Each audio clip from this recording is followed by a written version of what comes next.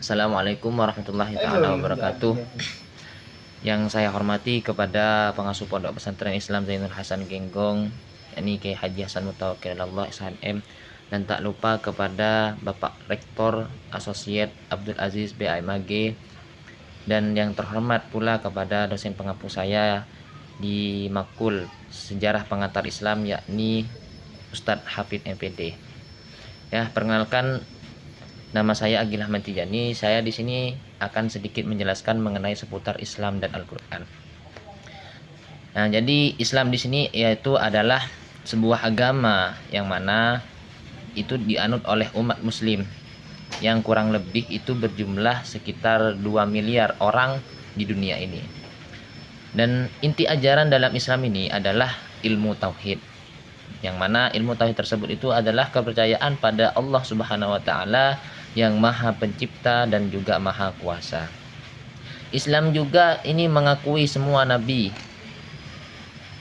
nabi-nabi yang diutus tentunya oleh Allah, mulai dari Nabi Adam, Nabi Nuh, Nabi Musa, Nabi Isa, dan hingga Nabi Muhammad SAW, yang mana termasuk nabi terakhir dan nabi penutup dari sebuah para nabi.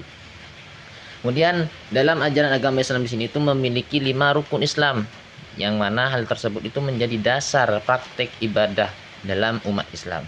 Yang pertama ialah syahadat. Apa syahadat itu? Syahadat ialah pengakuan kita sebagai umat muslim kepada bahwa kita itu tidak ada Tuhan selain Allah dan Nabi Muhammad adalah utusan Allah. Itu syahadat. Yang nomor 2 itu adalah sholat. Jadi dalam umat muslim di sini tuh wajib melaksanakan yang namanya sholat. Sholat di sini ialah 5 waktu yang dikerjakan dalam setiap harinya. Kemudian yang nomor 3 itu ada zakat.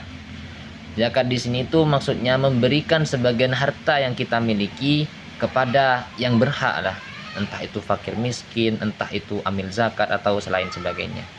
Kemudian yang keempat itu puasa. Jadi dalam umat muslim ini diwajibkan setiap umat, setiap perorangan ketika dia sudah baligh itu diwajibkan ketika bulan puasa, bulan Ramadan itu kita berpuasa. Yang terakhir itu adalah haji. Jadi dalam umat muslim ada yang namanya berkewajiban haji, akan tetapi ini hanya bagi orang-orang yang mampu saja. Dan ibadah haji tersebut yaitu ibadah ke Mekah dan Madinah.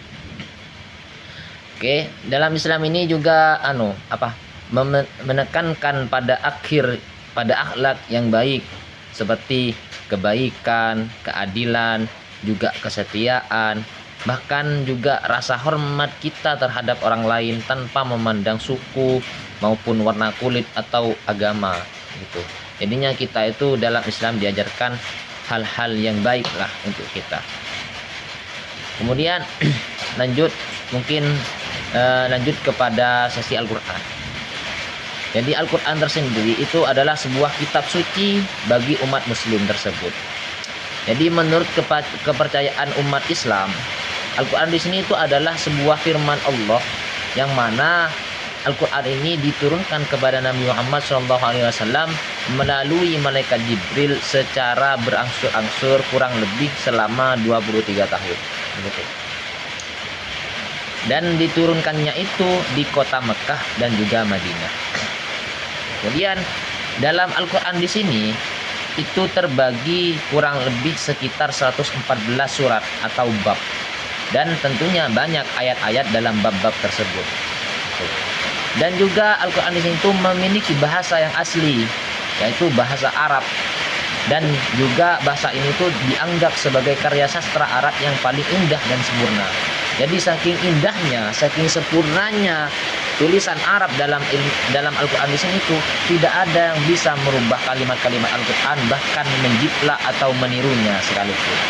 Itu tidak bisa. Memang dari zatiahnya Al-Quran itu memiliki kesempurnaan dan juga kesempurnaan dan keindahan dalam susunan tatanan kalimatnya. Gitu. Dan juga dalam Al-Quran di sini tuh berisi sebuah ajaran, petunjuk dan juga hikmah hikmah maupun di dunia dan juga di akhirat, tentunya untuk kehidupan sehari-hari manusia, baik itu berupa meliputi seperti kisah-kisah para nabi atau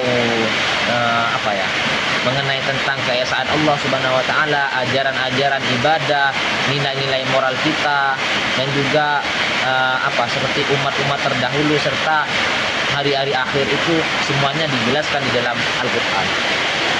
Dan Al-Quran ini juga termasuk menjadi sumber utama hukum syariat Islam dan juga panduan bagi umat muslim. Jadi Al-Quran di sini tuh banyak fungsi-fungsinya untuk umat-umat muslim tersebut. Tentunya untuk menjalani aspek-aspek kehidupan sehari-hari umat muslim.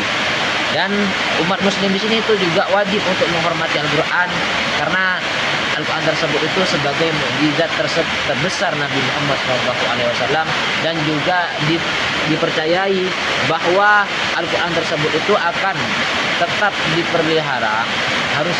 Itu bagi umat muslim itu harus tetap memelihara Al-Quran, dan juga entah dari kesetaraannya, dari kelarasannya, memelihara dari kesalahan dan juga penyimpangan hingga akhir zaman. Intinya sekiranya Al-Quran tersebut itu dijaga dan tidak dihilangkan, dan bahkan setiap apa yang ada kesalahan dalam Al-Quran itu segera dibenarkan, supaya bisa berakibat baik untuk seterusnya gitu.